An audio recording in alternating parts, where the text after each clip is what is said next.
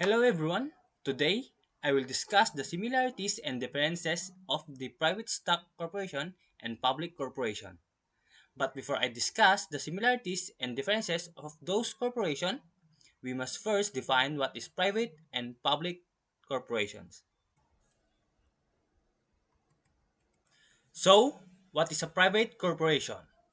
It's a business entity owned by a small number of shareholders. Private corporations don't issue shares to the public. Since private corporations don't opt for an initial public offering or IPO, their shares are not traded on stock exchanges. While in a public corporation, the shares are traded through a stock exchange on the open market. The companies that have large amount of revenue and a bigger number of shareholders are often able to afford what is cost to go public and be in a compliance with the multiple regulations that are imposed on companies that are public by security laws and other types of governmental regulations.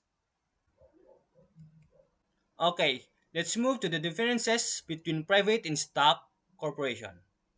First one, the public corporation stock can be traded on the stock exchange, assuming the company meets all mandatory listing requirements for the exchange. While in private corporations, stock is not allowed to be freely traded to the public.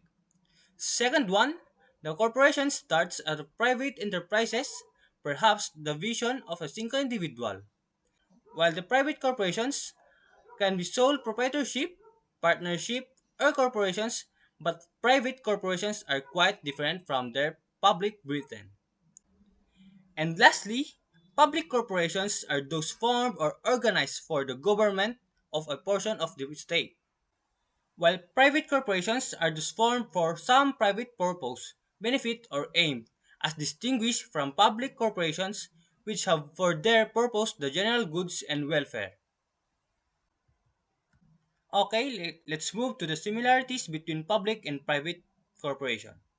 First one, they are both liability companies.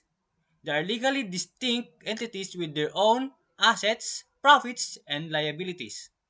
And second one, both type host annual meetings and have a board of directors.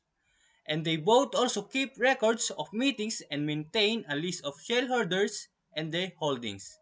And lastly, they are both aimed to serve people, have similar types of hierarchy and management systems, and rely on a common skills, techniques, and procedures.